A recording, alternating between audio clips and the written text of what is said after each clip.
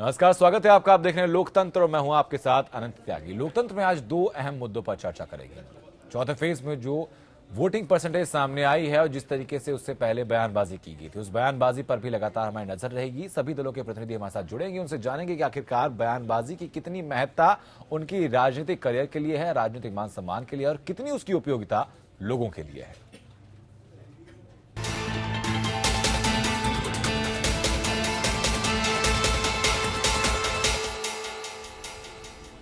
उत्तर प्रदेश विधानसभा चुनाव के चौथे चरण में बुंदेलखंड क्षेत्र के विभिन्न जिलों समेत 12 जनपदों की 53 सीटों के लिए मतदान शाम 5 बजे खत्म हो गया। राज्य में चौथे दौर में 61% से ज्यादा वोटिंग हुई और 680 उम्मीदवारों की किस्मत मशीन में बंद हो गई। चौथे चरण में सुबह से ही मतदान केंद्रों पर वोटर्स की कतारें नजर आई। इस बीच महोबा में सपा और बीएसपी समर्थकों के बीच भिड़ंत की खबर भी आई। गोलीबारी में 3 लोग घायल हो गए। इस दौर में इलाहाबाद उत्तरी सीट पर सबसे ज्यादा 26 प्रत्याशी मैदान में हैं, जबकि फतेहपुर की खागा, कौशाम्बी की मंझनपुर और प्रतापगढ़ की कुंडा सीट पर सबसे कम 6 उम्मीदवारों की किस्मत दांव पर है। 2012 में इन 53 सीटों पर हुए चुनाव में सपा को 24 सीटों पर सफलता मिली थी, जबकि बसपा ने 15, कांग्रेस ने 6, बीजेपी ने 5 और पीस पार्टी ने 3 सीटें जीती थी। इस बार सभी पार्टियां अपनी अपनी जीत के दावे कर रही हैं।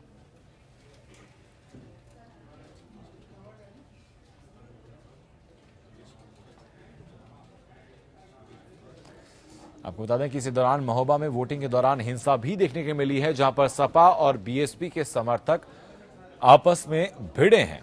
4 दौर वोटिंग के पूरे हो चुके हैं और इस महोबा में इस भिड़ंत में 3 लोग गंभीर रूप से घायल हुए हैं। अगर कुछ आंकड़ा आपको सिलसिलेवार सीट के तौर पर बताया जाए तो इस दौर में इलाहाबाद उत्तरी सीट पर सबसे ज्यादा 26 प्रत्याशी मैदान में हैं, जबकि फतेहपुर की खागा, कौशाम्बी की मंझनपुर और प्रतापगढ़ की कुंडा सीट पर सबसे कम 6 उम्मीदवारों की किस्मत दांव पर है। 2012 में इन 53 सीटों पर हुए चुनाव में सपा को 24 सीटों पर सफलता मिली थी, जबकि बसपा ने 15, कांग्रेस ने 6, बीजेपी ने 5 और पीस पार्टी ने 3 सीटें जीती थी। और इस बार सभी पार्टियां अपनी अपनी जीत के दावे कर रही हैं। 4 दौर हो चुके हैं, तकरीबन 60% सीटों पर मतदान हो चुका है। उसके बाद अब समीकरणें क्या बनती हैं? 3 दौर का 3 फेज का चुनाव और बचा हुआ है। इसके बाद उत्तर प्रदेश की तस्वीर क्या होगी? 11 मार्च को इस तस्वीर की साफ झलक देखने के लिए मिलेगी।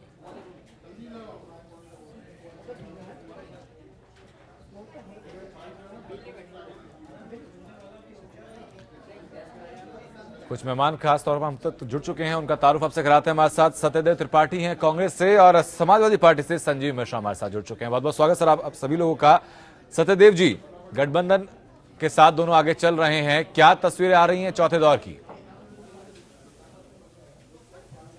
निश्चित तौर पर चौथे दौर में हमारी बढ़त होगी, क्योंकि 53 में 30 सीटें, 6 हमारी और 24 समाजवादी पार्टी की हैं जी। और जिस तरह का रोड शो इलाहाबाद में राहुल गांधी जी और अखिलेश यादव का हुआ और जितनी भीड़ उमड़ी, आम जनता उमड़ी, उससे एक बात स्पष्ट दिखती है कि नौजवान इस गठबंधन को पसंद कर रहा है। नौजवान के मन में अखिलेश यादव के काम और कहीं न कहीं इस गठबंधन को दोबारा जिताने की ललक दिखती।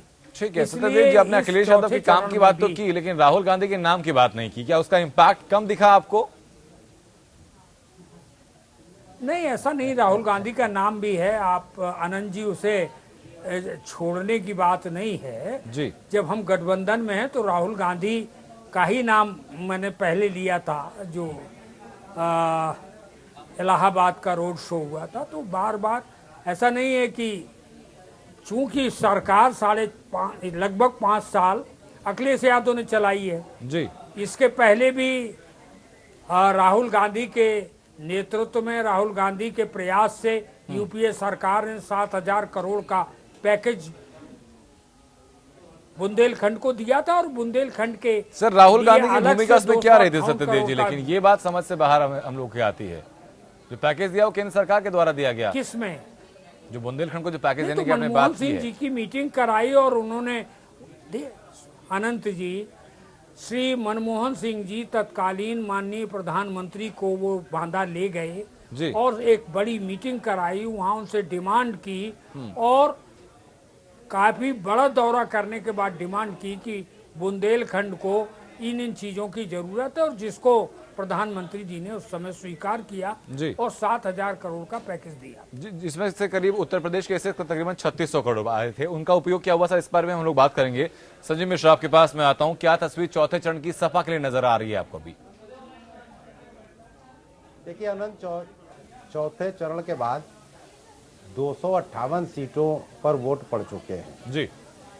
अब जो अखिलेश जी की लहर चल रही है उससे मैं कह सकता हूं आपके चैनल पे कि सरकार बनाने की स्थितियां तो हमारे पास आज तक आ गई। अब तो जो कांग्रेस का गठबंधन है उसके बाद 300 से प्लस कितना हम जाते हैं जी। अब तो ये 3 चरण वो तय करेंगे, क्योंकि 200 के ऊपर तो हमारी सीटें आ गई और अखिलेश यादव जी फिर से मुख्यमंत्री हो गए। अब कोई इफबट नहीं रह गया। तो आनंद जी, बहुत साफ सी बात है, जो काम करने वाले लोग हैं उन्होंने काम किया है और उत्तर प्रदेश की जनता ने उनको हाथों हाथ लिया भी है। यानी आपके मुताबिक समाजवादी पार्टी झूठ बोलते स्थिति में आ हैं, चुकी उनका है कि अगर पर्दाफाश हुआ है। कांग्रेस के साथ गठबंधन ना भी होता तब भी आप सक्षम इस वक्त हो चुके होते कि भाई हमारी सरकार बन सकती है। मैंने कहा गठबंधन की सीटें 200 हो गई आज। 258 सीटों पे चुनाव हुआ और 200 पे गठबंधन जीत करके आ रहा है जी। अब तो वो सीटें बाकी रह गई हैं जो 300 के ऊपर हम कितना जाएंगे, वो 3 चरण बाकी रह गए। मुझे लगता है कि बड़े पैमाने पर समाजवादियों के और ऐसा इलाका कांग्रेस है जो कि विकास से बहुत ज्यादा अछूता रहा है। 5 साल के तकरीबन आपको सरकार को यहाँ पर हो चुके हैं, कोई खास काम बुंदेलखंड के लिए अखिलेश यादव के नेतृत्व में सरकार करती बहुत नजर नहीं आई। आज भी वो इलाका उतना ही पिछड़ा है जितना 2012 के दौरान था। अनंत जी, मैं आपकी बात से सहमत नहीं हूं जी। वहां जो काम हुआ है वो काम ही केवल अखिलेश यादव जी की वजह से हुआ। अखिलेश यादव जी हर महीने गए, मैं मोटी बात कहता हूं जी। मैं जब पूरी बात आपको बताऊंगा कि क्या क्या काम हुआ है वो एक अलग विषय है जी। लेकिन एक चीज पर जरूर ध्यान देने की जरूरत है। अखिलेश यादव जी मुख्यमंत्री हर महीने बुंदेलखंड का दौरा करने गए, खाद्य सामग्री भी बांटी, कुएं भी पुनर्जीवित कराए और सब वो काम किए। इवन 400 के लगभग जो है वो टैंकर की भी खरीद की व्यवस्था की गई जिससे कि वहां पानी की कोई कमी ना हो पाए। लेकिन इसी के इतर अगर आप देखें तो प्रधानमंत्री जी कितनी बार दौरा वहां करने गए, कितनी बार प्रधानमंत्री जी दौरा तो करने नहीं गए, साथ में आज इतनी बड़ी बड़ी बातें बुंदेलखंड के लिए कही जा रही हैं। जी। जो काम किया है वो अखिलेश यादव जी के नेतृत्व में हुआ है और डंके की चोट पे बुंदेलखंड के में जो 7 जिले हैं, जनपद हैं और 19 सीटें हैं, उनमें कहना चाहता हूं कि 100% हमारे गठबंधन के प्रत्याशी जीत करके आ रहे। तो आप जब आए थे, जब 2012 में सरकार आपकी बनी, आपके मुताबिक जब अखिलेश यादव ने सर्वे करना शुरू किया था, उससे पहले की स्थिति क्या बहुत अच्छी नहीं रही थी बुंदेलखंड की? जो स्थिति बेहतर हुई आप ही ने की।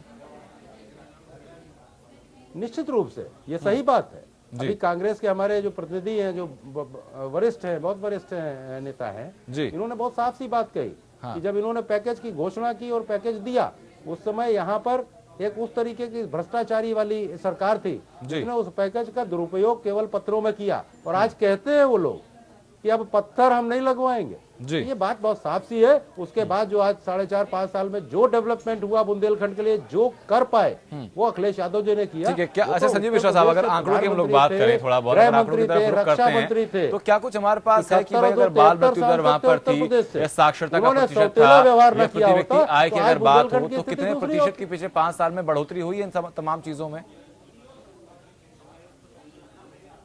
आनंद जी, एक बार फिर प्रश्न करिएगा।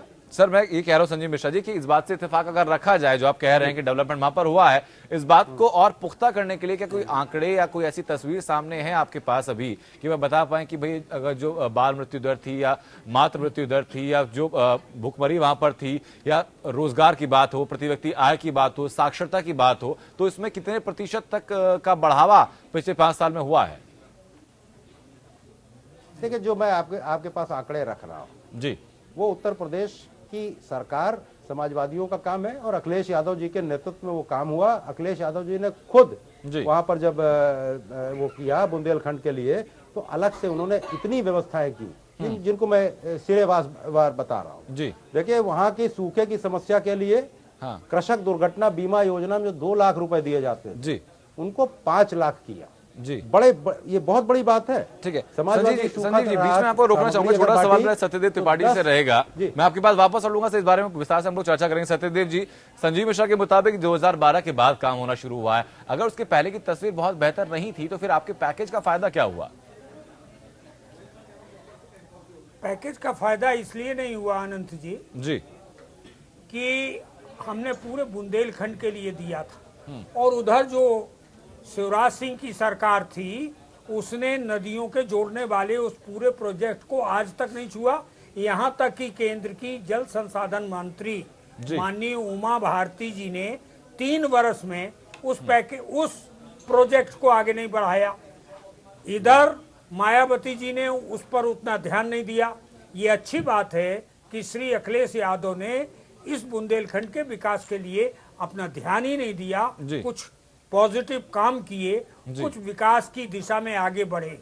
जी ठीक है सत्यदेव जी, फिजिक्स में हम लोग बहुत आमतौर पर फॉर्मूला पढ़ते हैं कि work done is equal to force into displacement. तो फोर्स तो आपने यहाँ पर दी है, डिस्प्लेसमेंट अगर 0 हुआ तो वर्क डन भी आपका 0 हो गया, तो फिर गिराने का फायदा क्या उस चीज को? नहीं, गिनाने का ये इसलिए फायदा है कि बुंदेलखंड के बारे में हम लोगों की दृष्टि और हमारे नेता राहुल गांधी का सोच स्पष्ट था। इसीलिए 2012 में शिवराज सिंह इन जिलों में घूमते रहे, लेकिन भारतीय जनता पार्टी को 19 में केवल 1 सीट मिली थी जी। तो ये इसी का परिणाम था, क्योंकि हम 2012 के पहले से लगे हुए थे। फिर 2012 के बाद भी हमारा ये जो नया गठबंधन हुआ है इसके मुख्यमंत्री ने उसमें काम किया जी। तो उसके पहले से हम बुंदेलखंड की बात उठाते रहे। आपको लगता है कि इसी का फायदा मिलेगा क्योंकि आपने पैकेज की घोषणा की, राहुल और संजीव मिश्रा के मुताबिक अखिलेश यादव वहां पर लगातार दौरे करते रहे। लेकिन संजीव मिश्रा जी, ये बात भी सत्य है कि कई दफा ऐसी सीटें भी तकरीबन 1 दर्जन सीटें ऐसी हैं जहां पर कि सपा और कांग्रेस दोनों के उम्मीदवार आमने सामने खड़े हुए हैं। कई जगहों पर नाम वापस लिए गए हैं लेकिन निशान ईवीएम मशीन पर मौजूद था। तो ये जो कंफ्यूजन की स्टेट लोगों के बीच में रहेगी या फिर एक आंतरिक द्वंद्व की स्टेज अगर बाकी पॉलिटिकल पार्टियां इसको प्रोजेक्ट कर देती है तो क्या इसका नुकसान नहीं उठाना होगा? आनंद जी, 1-2 चीजें मैं दुरुस्त कर दूं जी, क्योंकि मुझे लगता है कि आंकड़े उतने मजबूत नहीं है आपके पास जी। आप 1 दर्जन की बात कह रहे हो जी, मैं आधा दर्जन उसको करता हूं। ये 6 जगहों पे ये स्थितियां हैं।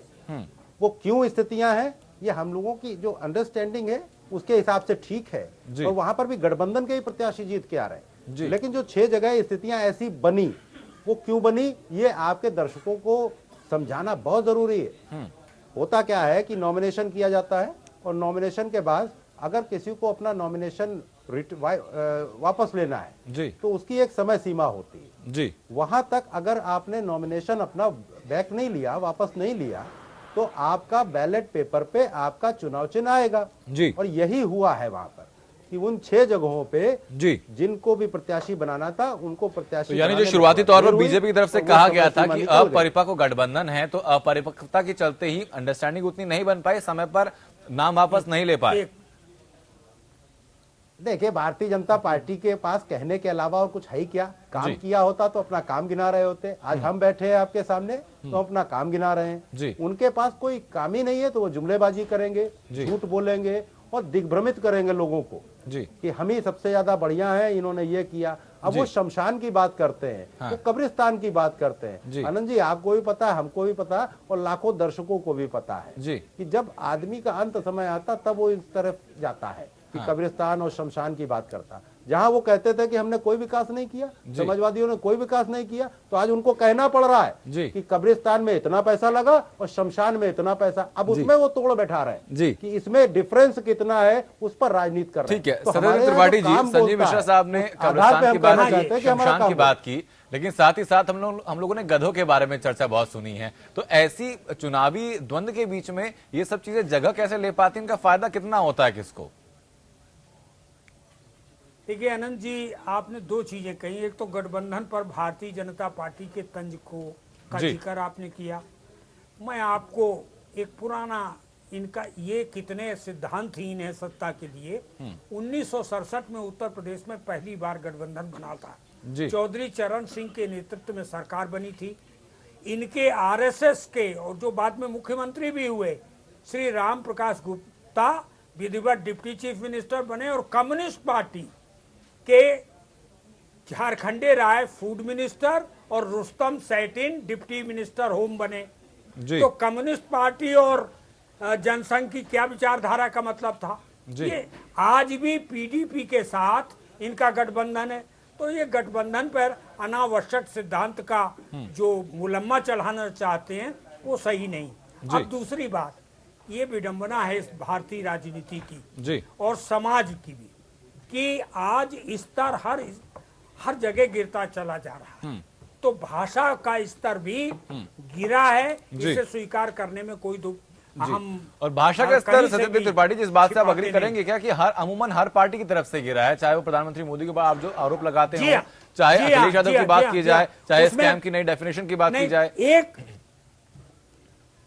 मैं आनंद जी आपकी बात से सहमत हूं, एक एक्सेप्शन के साथ जी, कि प्रधानमंत्री यहाँ परिवार का सर्वोच्च है जी, लोकतंत्र में प्रधानमंत्री सबसे बड़ा पद है जी। अगर इनटॉलरेंस प्रधानमंत्री में हो गई तो आप जानते हैं tolerance is essence of democracy जी, लोकतंत्र की आत्मा है सहिष्णुता। जी, कम से कम अटल बिहारी वाजपेयी से सीख लें, जी, पंडित जवाहरलाल नेहरू से न सीखे जी। तो कहीं न कहीं प्रधानमंत्री के पद पे बैठे हुए आदमी से पूरा देश प्रभावित होता है जी। ये संवैधानिक पदों पे बैठे, मैं मानता हूं कि सारे पार्टियों के नेताओं की भाषा कहीं न कहीं कुछ न कुछ बिगड़ी है, लेकिन जो संविधान के सर्वोच्च पद पे बैठा है उसकी भाषा सारे उन छुटभइयों को एक रास्ता दिखाती है जी। इसलिए मैं ये मानता हूं कि उनको भाषा सुधारनी चाहिए। ठीक है सत्यदेव जी, आपने सहिष्णुता और असहिष्णुता की बात की है। बीजेपी से दिनेश प्रताप सिंह हमारे साथ जुड़ चुके हैं। सर स्वागत है आपका। जो आपके आने से पहले जो चर्चा में सर बात हुई वो यही चीजें हुई थी कि गठबंधन का असर कितना रहा है और जो अब बोल सामने आ रहे हैं, राजनीतिक बोल सामने आ रहे हैं, उनका इंपैक्ट क्या पड़ता है। जैसे सीधे तौर पर सत्यदेव जी का आरोप कि भाई असहिष्णु भाषा का अगर प्रयोग किया जाता है खासतौर पर प्रधानमंत्री के द्वारा तो वो लोकतंत्र के लिए बहुत गलत साबित होता है। देखिए इसका असर क्या पड़ता है ना, अभी आज ही परिणाम में रिजल्ट में आ गया है। हमारे हम पहुंचे तो कांग्रेस के साथी बोल रहे थे, अभी महाराष्ट्र में इनकी क्या दुर्गति हुई है उसी का परिणाम है और आपके प्रदेश अध्यक्ष ने, मुंबई अध्यक्ष ने इस्तीफा भी दे दिया है। उसका कारण तो स्पष्ट है ना, आपके अंदर जितनी कसमसस थी, जितनी चर्चा आप कर रहे थे कि एक प्रधानमंत्री को कैसा होना चाहिए, उसका व्यक्तित्व कैसा होना चाहिए, उसकी भाषा कैसी होनी चाहिए, ये आप अभी बैठकर यहाँ लेक्चर दे रहे थे। जरा कम से कम अपने प्रधानमंत्रियों को या अपने नेताओं को एक सीख आप दे देते।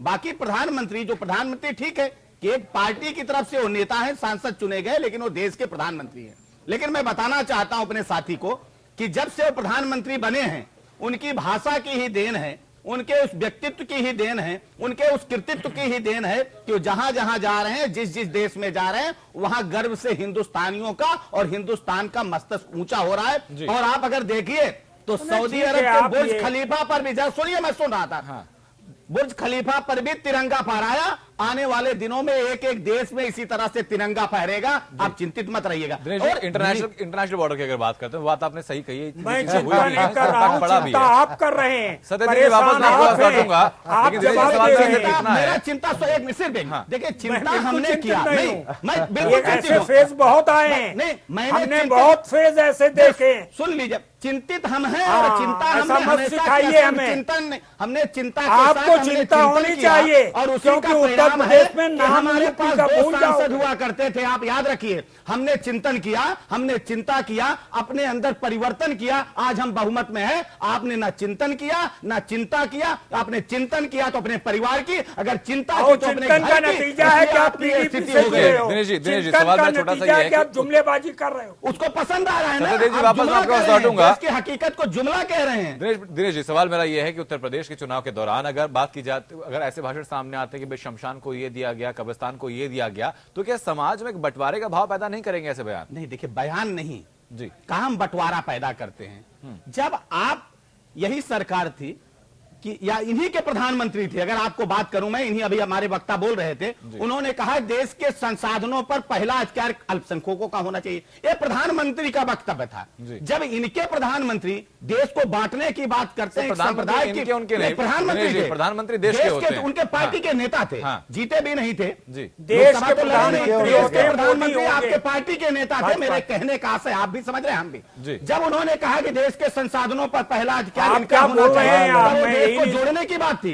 तब वो देश के जोड़ने की बात, ये खुद परेशान है। रमजान और दिवाली एक धर्म विशेष को देते हैं, आप साइकिल बांटेंगे, एक धर्म विशेष को प्राथमिकता देंगे, आप हज हाउस बनाएंगे, एक विशेष वर्ग की चिंता करेंगे, तो निश्चित तौर पर समाज में बंटवारा होता है। ये तो समाज को जोड़ने की बात हुई। अगर आप अरे भाई प्रवचन ये बंद करिए आप आनंद। प्रवचन मत सिखाइए। प्रवचन आप जैसे प्रवचन हमने बहुत दिया सुने। होगा, बहुत दिया होगा प्रवचन प्रवचन। आप अपने ये प्रवचन प्रवचन आप लौटूंगा जैसे आपके बहुत पास। मिलेगा। आनंद जी दिनेश ये जी गलत वापस बात। लौटूंगा संजीव आपके मिश्रा। प्रवचन हमने अब इनके आपके प्रवचन सुनने नहीं की बैठे। जरूरत नहीं, आप प्रवचन मत आपके सुनिए प्रवचन फिर। की ठीक है, जरूरत मेरा नहीं सवाल हो है। गया। हम तो जनता सुनना पार्टी में पड़ेगा। आपका दिनेश जी, चरित्र सत्यदेव देख जी दोनों चुके आपके हैं। बाद वापस हम लौटूंगा। संसद में आपका संजीव चरित्र मिश्रा आपके देख पास चुके में हैं। आता हूं, क्या कहेंगे आप इस बारे में?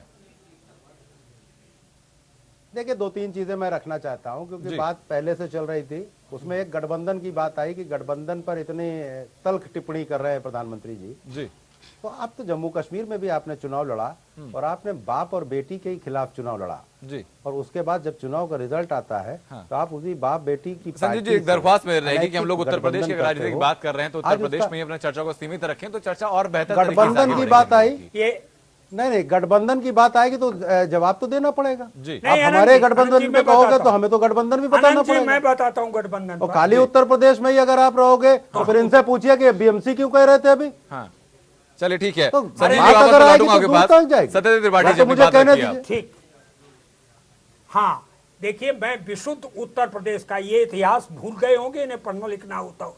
1967 में संयुक्त विधायक दल की सरकार चौधरी चरण सिंह के नेतृत्व में बनी और उसमें इनके संघ के प्रचारक Shri Ram Prakash Gupta deputy chief minister बने जी और उसी कम्युनिस्ट पार्टी के साथ बैठे सत्ता के लिए, जिसको ये गाली आज भी देते हैं, सीपीआई के झारखंडे रहा है और रुस्तम सैटिन उस सरकार के मंत्री थे। तब इन्हें गठबंधन पसंद नहीं आया। जी अब गठबंधन पे 1977 में भारतीय जनसंघ, संयुक्त सोशलिस्ट पार्टी, संगठन कांग्रेस, भारतीय लोक दल, जी चारों मिलकर भारतीय लोक दल के चुनाव पे निशान पे चुनाव लड़े। पार्टी बाद में बनी मुरारजी भाई की शपथ के बाद।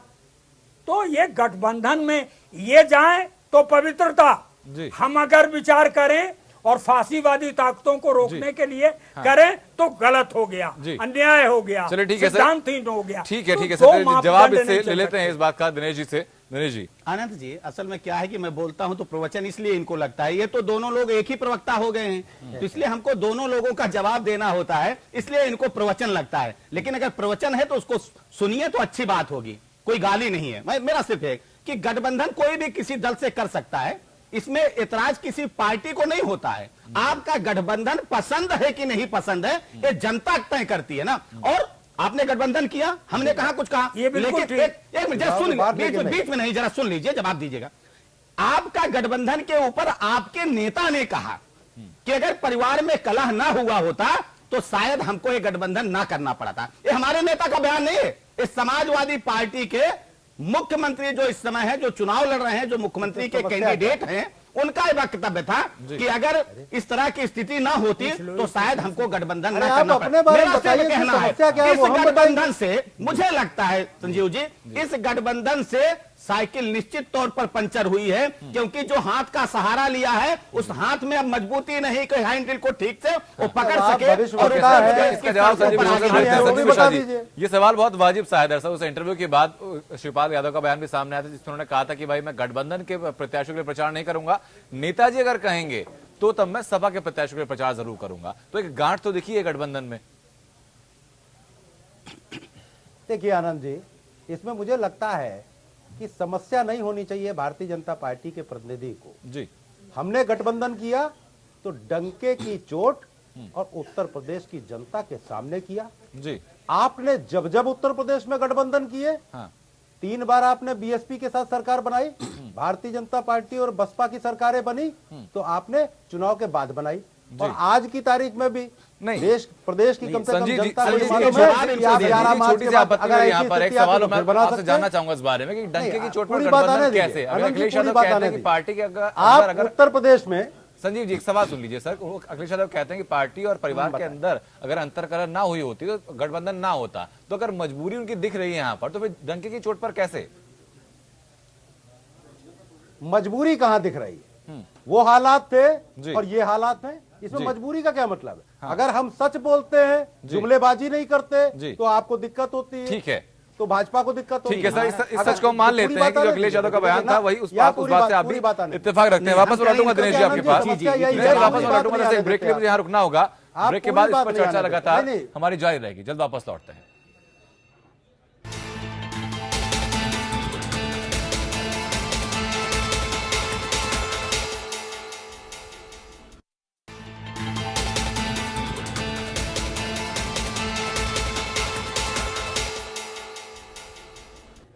एक बार स्वागत है आपका। इस वक्त सभी मेहमानों के साथ साथ गोविंद पंत राजू, सलाहकार संपादक एपीएन भी हमारे साथ जुड़ चुके हैं।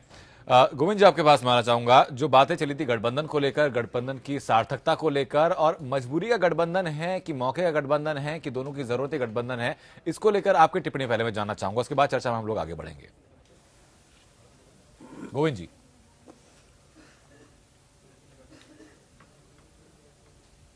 अनंत, अपना सवाल दोहराएंगे?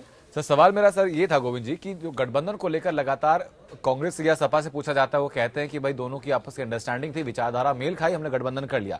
बीजेपी कहती है कि भाई मजबूरी का गठबंधन था, दोनों के ऊपर कोई चारा बचा नहीं था शायद इसलिए। उसके ऊपर से अखिलेश यादव का जो बयान सामने आया था कि भाई अगर आंतरिक कलह ना होती तो गठबंधन ना होता। फिर शिवपाल यादव भी ये कहते हैं कि भाई हम गठबंधन के जो प्रत्याशी हैं उनका प्रचार नहीं करेंगे। तो असल तस्वीर है क्या गठबंधन की? देखिए, आज की तारीख में अनंत समाजवादी पार्टी के राष्ट्रीय अध्यक्ष अखिलेश यादव हैं जी। और अगर अखिलेश यादव ये कहते हैं कि ये गठबंधन पारिवारिक विवाद की वजह से हुआ, अगर विवाद न हुआ होता तो ये इस तरह की स्थितियां नहीं आती, तो मुझे लगता है बात तो उन्हीं की सबसे सही मानी जानी चाहिए और उन्हीं की बात को हमें ध्यान में रख के ये सोचना चाहिए कि गठबंधन किन वजहों से हुआ। ये ठीक है कि गठबंधन ये जरूरतों का गठबंधन है और मजबूरी का गठबंधन भी है। कांग्रेस की जैसी स्थिति थी उत्तर प्रदेश में, कांग्रेस ने कोशिश की थी कि वो अपने दम पर उत्तर प्रदेश में चुनाव लड़े, सारी सीटों पर लड़े, और आज जुमलेबाजी की बात की जाती है, लेकिन जो पहला जुमला उत्तर प्रदेश के चुनाव में था वो कांग्रेस की तरफ से ही था और वो था 27 साल यूपी बिहार। बिल्कुल, कांग्रेस ने बहुत कोशिश की, लेकिन शायद स्थितियां ऐसी आई कि कांग्रेस को ये समझ में आ गया कि अपने दम पर चुनाव लड़ना उनके लिए संभव नहीं है और इस मजबूरी ने उस गठबंधन की नींव रखी जो गठबंधन आज उत्तर प्रदेश में एक बड़ी चुनौती के तौर पर बताया जा रहा है। निश्चित तौर पर कांग्रेस की मजबूरी थी और अखिलेश यादव ने जैसा कहा कि अगर परिवार में झगड़ा ना हुआ होता तो ये गठबंधन नहीं हुआ होता, तो उनकी भी मजबूरी थी। जी, ठीक है। वो पार्टी के राष्ट्रीय अध्यक्ष जरूर बन गए थे, लेकिन उनको खुद को एक जननेता के तौर पर स्थापित करना था और एक बड़े नाम का सहारा अगर उनके साथ दो युवाओं के तौर पर पेश हुआ, अकेले युवा के तौर पर शायद वो पेश होते तो उनको उत्तर प्रदेश की जो चुनावी चुनौती है उसमें ज्यादा मुश्किल होती। बिल्कुल। तो दो युवाओं के साथ के तौर पर पेश होकर उनको भी सहारा मिला और इसलिए मुझे लगता है कि ये गठबंधन इसका जन्म हुआ है। ठीक है गोविंद जी, अगर बुंदेलखंड की हम लोग बात करते हैं, 14 का चुनाव आज हुआ, मतदान आज हुआ है, इस मामले में बुंदेलखंड की तस्वीर क्या कहती है? सत्यदेव त्रिपाठी मेरे साथ जुड़े, उनका कहना है कि भाई जो हम लोगों ने एक बड़ा एक अनुदान वहां पर किया था, एक पैकेज की घोषणा की थी, वहां से बुंदेलखंड की तस्वीर बदलनी शुरू हुई। संजीव मिश्रा कहते हैं कि पिछले 5 साल से लगातार अखिलेश यादव वहां का दौरा कर रहे हैं, बुंदेलखंड में बहुत काम किया, लेकिन आपने चीजों को करीब से देखा है, जनता वहां की क्या कहती है? बुंदेलखंड का कितना विकास हुआ 12 से लेकर 17 के दरमियान? देखिए, बुंदेलखंड का दुर्भाग्य है कि बुंदेलखंड बड़ा चुनावी मुद्दा कभी नहीं बन पाया। शायद इलाका बहुत बड़ा है लेकिन आबादी का घनत्व कम है और शायद कम सीटें विधानसभा में बुंदेलखंड से आती हैं, इसलिए बुंदेलखंड वोट बैंक के तौर पर तो राजनीतिक दलों के लिए रहा, लेकिन बुंदेलखंड को लेकर कुछ खास तौर पर जो हाल के 20-25 साल है उनमें कोई बहुत गंभीरता से बुंदेलखंड के लिए काम नहीं किया गया जी। और बार बार बुंदेलखंड को लेकर जिस तरह के भी जो पैकेज आए, वो पैकेज जिस आदमी के लिए आए थे, जिस आदमी की बेहतरी के लिए आए थे, उस तक वो उस रूप में नहीं पहुंचे जिस रूप में उनको पहुंचना था। ये जब कांग्रेस की सरकार थी केंद्र में, उत्तर प्रदेश में बीएसपी की सरकार थी, तब भी वो स्थिति थी, उसके पहले के दौर में भी वही स्थिति थी और उसके बाद के दौर में भी स्थिति वही है।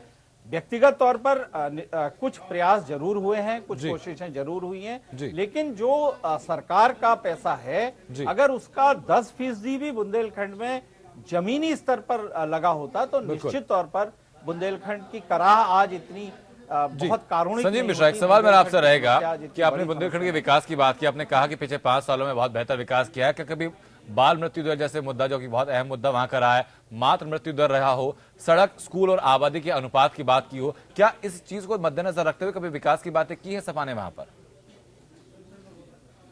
नहीं, निश्चित रूप से जब जहां पर बुंदेलखंड की स्थितियां भयानक थी उस समय अखिलेश यादव जी गए वहां पर। मैंने तो पहले ही प्रश्न किया था और अब तो अच्छा है कि भाजपा के प्रतिनिधि भी बैठे हैं जी। निश्चित रूप से मैं कहना चाहूंगा कि जहां महीने में लगभग एक बार तो कम से कम हर महीने मुख्यमंत्री जी गए और उन्होंने वहां खाद्यान्न सामग्री बांटी। 80 लाख परिवारों को वो खाद्यान्न सामग्री मिली और उसमें 10 किलो आटा, 5 किलो चावल और 5 किलो चने की दाल और 5 लीटर सरसों का ऑयल, सरसों का तेल, 1 केजी देशी घी। संजय मिश्रा, अगर इतना राशन बांटा गया सरकार की तरफ से तो फिर वहां के किसान को, वहां के लोगों को आत्महत्या की और भुखमरी की क्या फिर वो चीजें क्यों आई फिर? नहीं, देखिए वो मध्य प्रदेश वाले बुंदेलखंड की ना बात की जाए क्योंकि वहां की स्थितियां तो बेहद खराब है। सर, उत्तर प्रदेश वाले बुंदेलखंड में स्थिति रही है ये वाली। उत्तर प्रदेश में जो काम किया मैं बताना चाहता हूँ, आनंद जी पूरी बात आने दो जी। तो ये काम जो हो रहे थे, जहाँ 100 नए कुओं को खोदने का काम किया, अब बरसात आने वाली है, बरसात में निश्चित रूप से अब इसके बाद आने वाले समय में जो हमने डेवलपमेंट किया, जो हमने काम किया, अरे हमने तो वहां पर टैंकर्स खरीदने के लिए व्यवस्था की। 400 से ऊपर हमने टैंकर खरीदे, लेकिन जो रेल टैंकर आ रहे थे वो खाली भी आए और प्रधानमंत्री जी ने कभी नहीं इसकी जरूरत की कि वो भी एक दिन बुंदेलखंड का दौरा कर लेते। और उमा भारती जी तो वहां से जल संसाधन मंत्री हैं जी, ये चीज तो उनको और गंभीरता से देखनी चाहिए थी। ठीक है संजय जी, वापस मैं आपके पास लौटूंगा। जो आरोप बीजेपी पर आपने लगाए हैं, दिनेश जी उसका जवाब भी बढ़ देते हैं। दिनेश जी, देखिए इन्होंने 2-3 सवाल, एक सवाल पहले भी आपने पूछा था, मैं जवाब नहीं दे पाया। आपने कहा था कि हम डंके के चोट पे गठबंधन करते हैं और ये लोग हैं जो बात में गठबंधन करते हैं। आपने डंके की चोट पे गठबंधन किया था कांग्रेस के साथी ने जब यूपीए की सरकार थी, तो क्या आप सपा और बसपा से आपने गठबंधन किया था? जब आप पूरे नहीं हुए नंबर तो आप सपा और बसपा, आज आपका कोई नया गठबंधन नहीं है। आपने उस यूपीए की सरकार में जितने भ्रष्टाचार हुए थे उनको सपोर्ट देने का काम समाजवादी पार्टी और बहुजन समाजवादी पार्टी दोनों लोग कर रहे थे। दूसरी बात, आप अपने जरा सुन रहा था संजीव जी, जरा प्लीज जरा सुन लीजिए। पता नहीं आप बीच में क्यों बीच में बोलते हैं, जरा सुन लीजिए, जरा सुन लीजिए। उत्तर प्रदेश में व्यापम सर बात करते हैं, एक बार जवाब इससे लेते हैं, उसके बाद मैं जरा तरीके से ना, तरीके से डिबेट कीजिए, तरीके से चर्चा करिए। मैं सुनता हूं, जरा तरीके से। आपको मेरी सारी बात अच्छी नहीं लग सकती ना, तो तरीके से उत्तर दीजिए। दूसरी चीज, आपने परिवार में तो आपका कोई गठबंधन हुआ नहीं और आप दूसरे दल का आप गठबंधन करने चल रहे हैं। और तीसरी चीज, आप हैरान क्यों हैं? बता रहा हूँ, हैरान इसलिए हूँ संजय मिश्रा जी, आपको बीमारी हो गई क्या कांग्रेस के साथ आने पर? कांग्रेस पार्टी के साथ गठबंधन करने पर आपको बीमारी लग गई क्या इनकी? आप अपनी बारी की प्रतीक्षा क्यों नहीं करते? आपको बीच में बोलने की बीमारी कहां से पैदा हो गई? जरा शांति से बैठिए ना। आप बोल रहे थे अगर कराना हो मुफ्त इलाज है। अरे संजीव जी, आप बोल रहे थे, मैं सुन रहा था। आप संजय मिश्रा जी, दिनेश प्रताप जी, दोनों से मेरी दरख्वास्त है कि सर एक एक करके संजीव जी आपने अपना पक्ष रखा, संजीव जी आपने अपना पक्ष रखा, आपके पास सर मैं वापस लौटूंगा, अपने पक्ष रखने का पूरा आपको मौका मिलेगा। उनकी बात सुन लीजिए, जो उनके सवाल होंगे जवाब आप ही देंगे सर उनके। जी, पहली बार भी हम कह रहे हैं कि आप 2 ही प्रवक्ता हैं, एक है तो जरा सुनिए, मैं सुनता हूं ना। ये कौन सी बीमारी है आपको? ना सुनने की बीमारी है? सत्य कड़वा लगता है ना संजीव जी, सबको लगता है। जरा सुनिए संजीव जी, एक तो प्रवक्ता को बैठाया संजीव जी, मैं कह रहा हूँ कि दूसरी बार आप आइए ना तो सुनने की आदत डालिए। हम भी बीच में बोल सकते हैं। दिनेश जी वापस आपको लौटूंगा एक बार, कौन सी आपकी आदत वापस दिनेश जी आपके पास लौटूंगा। संजीव जी अब जरा सुनिए थोड़ी देर। ठीक है संजीव जी, पहले आप लीजिए अपना, आप नहीं तय करेंगे ना? आप तय कर लीजिए। संजीव मिश्रा, दिनेश जी, संजीव जी और दिनेश जी, संजीव जी, दिनेश जी, आप दोनों से दरख्वास्त है। संजीव जी ठीक है, अपनी आप बात जनता बीमारी का इलाज करेगी, बिल्कुल पहले बात करने की बिल्कुल जनता बीमारी का इलाज करेगी। दूसरी आप सुनिए निवेदन, जहां भी इलाज कराना उत्तर प्रदेश में चलिए ठीक है सर, आप मैं दोनों सर आप सुन लीजिए। आप दिनेश जी आपके पास में लौटूंगा, कुछ क्षणों में आपके पास में लौटूंगा। बैठाया करिए, नेता बेता को मत बैठाया करिए। ठीक है संजीव जी, बैठाएंगे तो आप तय करिए एजेंडा इनका। संजीव जी जरा सलाह अपनी संजीव मिश्रा जी, चैनलों को मत दीजिए, जरा चैनलों को जरा सलाह देने का दोनों से मैं दरख्वास्त है, बंद कर दीजिए। दोनों से मैं दरख्वास्त है सर, आपसी झगड़े में ना पड़े, आपसी झगड़े में आप लोग ना पड़े, चर्चा को बेहतर तरीके से चलने दें। गोविंद जी सर, मैं आपके पास भी लौटूंगा, बस वक्त लूंगा आपका। गोविंद जी आपके पास में आता हूं, क्या निदान हम लोग निकाल सकते हैं इन चीजों का कि अगर राजनीतिक दल आपस में ना उलझकर एक जनहित की बातें करें? हम मंच पर भी ये चीजें देखते हैं, मैदान में भी यही चीजें देखते हैं, और अमूमन कुछ ऐसा ही चीजें हमें अभी भी देखी। बहुत खेदजनक है अनंत, और ये हमारे जो राजनीति से जुड़े लोग हैं उनके धैर्य का एक तरह से ये परिचायक है। मुझे लगता है कि चैनल में हम एपीएन चैनल में हम किसको बुलाते हैं, उसके नाम के आगे क्या जुड़ा होता है, ये हमारा विशेषाधिकार है, और इस पर किसी को राय देने के लिए मैं नहीं समझता कि कोई व्यक्ति अधिकृत है इसके लिए। ये एपीएन चैनल का विशेषाधिकार है कि हम किसको बुलाएं। जिसको सवाल हैं उन सवालों के जवाब व्यवहारिक तौर पर देने चाहिए, और अभद्र भाषा का तो इस्तेमाल नहीं होना चाहिए। और ये अभद्रता अगर हम जहां चैनल के अंदर बातचीत में देखते हैं, यही अभद्रता हमको जब राजनीतिक मंचों से लोग बात करते हैं तब हमको उन मंचों से इस तरह की बात सुनाई देती है। उत्तर प्रदेश के चुनाव में सबसे बड़ी समस्या यही है कि जो असल मुद्दे हैं उत्तर प्रदेश के चुनाव के, वो मुद्दे गौण हो गए हैं, और राजनीति में कौन किसके लिए कितना अभद्र शब्दों का इस्तेमाल कर सकता है, कौन किसके लिए किस हद तक नीचे जाके बात कर सकता है, ये बात प्रमुख रूप से सामने आ रही है, और ये दुर्भाग्यजनक है। हमारे साथ यहाँ पर सत्यदेव त्रिपाठी जैसे वरिष्ठ राजनेता हैं जिन्होंने जब उत्तर प्रदेश में बहुत सारे लोग जो आज राजनीति में चुनाव लड़ रहे हैं उनका शायद जन्म भी नहीं हुआ होगा, तब वो उत्तर प्रदेश में मंत्री रहे। एक अभद्रता की एक सीमा होती है, और राजनीति में अगर अभद्रता मुख्य बात होती है तो मुझे लगता है कि चुनाव में जनता के जो सवाल हैं वो कहीं पीछे हो जाते हैं। हम जनता के तौर पर ये चाहते हैं कि हमारे नेता जब मंच पर आए, सार्वजनिक तौर पर कोई भाषण करें, तो वो हमारे सवालों को वहां पर आके बताएं। गोविंद जी, शायद यही बात रहती है जो बिहार के चुनाव में हम लोगों ने देखी, मर्यादा को लांघते हैं, तो ये निश्चित तौर पर लोकतंत्र के लिए उनका विश्वासघात है, और लोकतंत्र के लिए उनकी जो गैर जिम्मेदाराना व्यवहार है। और शायद सर यही कारण रहा है कि बिहार और उत्तर प्रदेश दोनों को मिलाया जाए, दोनों के चुनाव हम लोगों ने देखे हैं तो 26% जनसंख्या टोटल इनमें आती है पूरे देश की, और 11% भूभाग इन दोनों प्रदेशों के बीच में आता है। उसके बावजूद भी जो विकास की जो धारा है उससे थोड़ा महरूम रह गए हैं। एक रिपोर्ट से हम लोग देख लेते हैं कि जैसे कव्वाली के मुकाबले करते हुए वैसे ही चुनाव मौसम में भी जुमलों का मुकाबला लगातार तेज होता जा रहा है। राजनीतिक दल एक दूसरे के लिए ऐसे ऐसे जुमलों का इस्तेमाल कर रहे हैं कि राजनीति के स्तर पर भी अब शर्म आने लगी है। गाय से शुरू होकर कुत्तों की परंपरा, स्कैम, बीएसपी से होते हुए गधों तक बात अब पहुंच चुकी है। अब सवाल ये उठ रहा है कि जुमलों का यह मुकाबला आखिरकार किस स्तर तक जाएगा। हिंदुस्तान की राजनीति में शायद ही पहले कभी ऐसी जुमलेबाजी देखी गई हो। सिलसिला संसद में कुत्तों की परंपरा से शुरू हुआ। बीजेपी की तरफ से स्टार वक्ता की तरह खुद पीएम ही जुमलेबाजी का मुकाबला संभालते हैं। राहुल गांधी को निशाने पर लेते वक्त संसद ठहाकों से गूंज जाती है। इस बार उन्होंने लोकसभा में विपक्ष के दक्षिण भारतीय नेता मल्लिकार्जुन खड़गे की जुबान फिसलने पर कांग्रेस को निशाने पर ले लिया। उन्होंने कहा कि हम कुत्तों की परंपरा से नहीं आते। फिर बारी आई पूर्व प्रधानमंत्री मनमोहन सिंह की। मनमोहन पर रेनकोट पहनकर नहाने के बयान से विपक्ष बौखला गया। चुनावी मौसम आया तो कांग्रेस पर स्कैम के जुमले से हमला बोला। स्कैम का मतलब है एस समाजवादी, सी कांग्रेस, ए अखिलेश, एम मायावती। स्कैम का मतलब है हम और कांग्रेस, तो हमारे स्कैम का भी मतलब है आपसे और आपके जो राष्ट्रीय अध्यक्ष उनसे देश को बचाना। स्कैम पर फिर कांग्रेस ने ऐसी परिभाषा दी कि वो खुद स्कैम में फंस गई। मोदी के भाषा के इस चक्रव्यूह में राहुल मुंह खोलते ही फंस जाते हैं। लेकिन अब विपक्ष भी पीएम पर पलटवार करने लगा है। सपा के एक नेता राजेंद्र चौधरी ने पीएम पद की गरिमा को भूल उन्हें और बीजेपी अध्यक्ष अमित शाह को आतंकी तक बता दिया। लेकिन चुनाव के मौसम में जैसे सब माफ होता है। जुमलों की इस बेतबाजी में आतंकी पर अंताक्षरी रुकी तो कसाब से फिर शुरू हो गई। अमित शाह ने कसाब यानी कांग्रेस, सपा और बसपा से प्रदेश की मुक्ति का आह्वान किया। फिर तो मायावती और अखिलेश का पलटवार होना ही था। जब बात शमशान और कब्रिस्तान की होने लगी, बिजली और लैपटॉप बांटने में भेदभाव की होने लगी, तो अखिलेश ने गधों का जिक्र छेड़ बहस को मोड़ दिया। एक गधे का ज्ञापन आता है, विज्ञापन। हम तो इस सदी के बड़े महानायक से कहेंगे कि अब आप गुजरात के गधों का प्रचार मत करिए।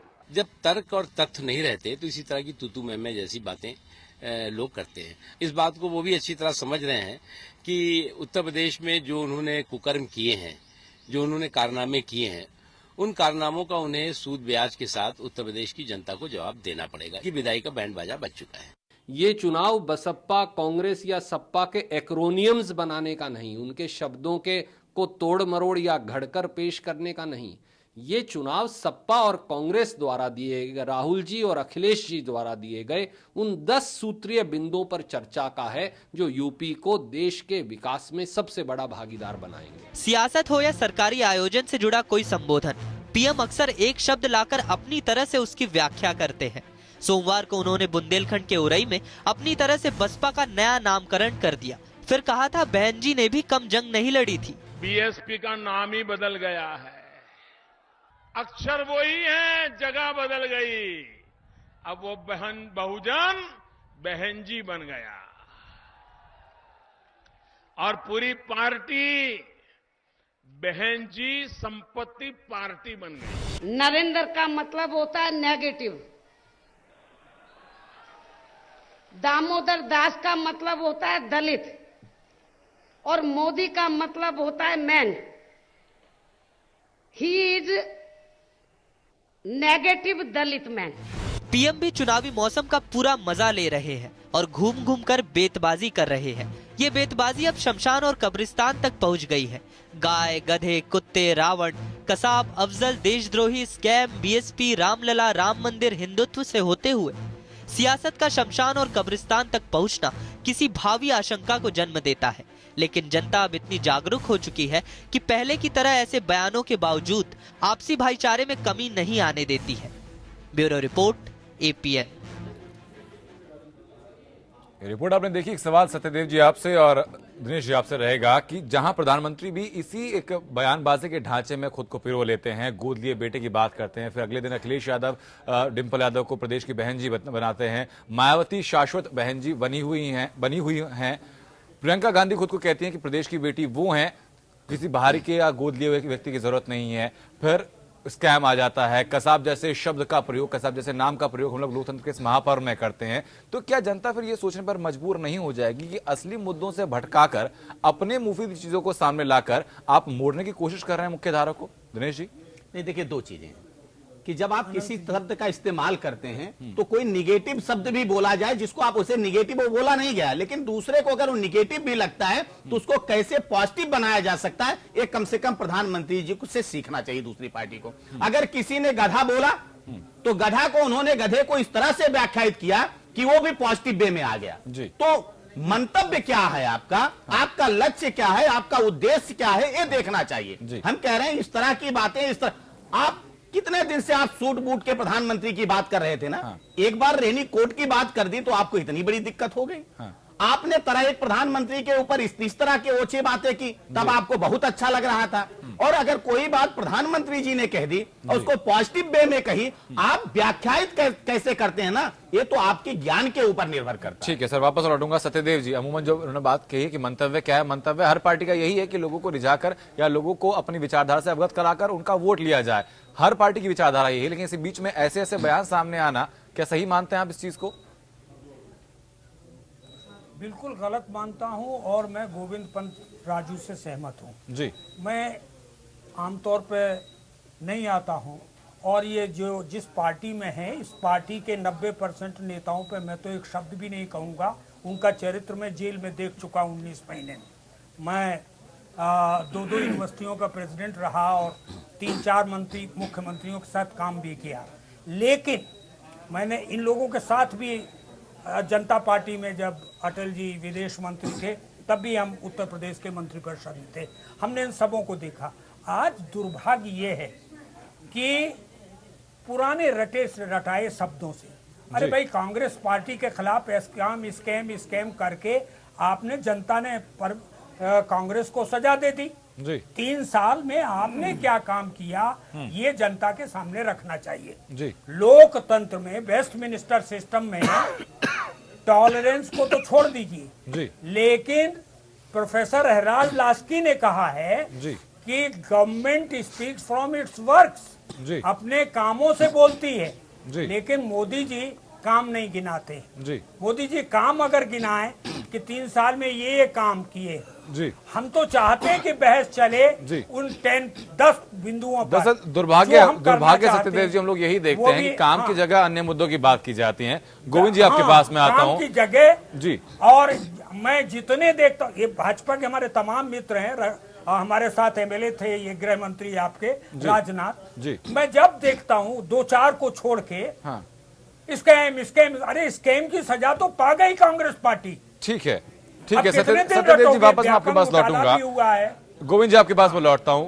क्या चुनाव के लेकिन- दौरान हम लोगों ने हर तरह की बातें सुन ली, नेगेटिव से लेकर पॉजिटिव तक एक एक जुमले को सामने हम लोगों ने देख लिया। क्या कभी साक्षरता की बात हम लोगों ने सुनी? प्रति व्यक्ति आय प्रदेश के अंदर है, क्या इसके की बात सुनी? खेती का जो घटता रकबा है, क्या इसकी बात हम लोगों ने सुनी? क्या कितने प्रतिशत साक्षरता बढ़ी है, इसकी बात सुनी? रोजगार कितने प्रतिशत है यहाँ पर, क्या इस बारे में हम लोग बात सुन रहे हैं? तो क्या ऐसा नहीं होता कि सिर्फ जो असली मुद्दे हैं उनको एक तरफ रखकर जो नेता और प्रजा का संबंध है उसको अपने हिसाब से परिभाषित करके ये सभाएं की जाती हैं?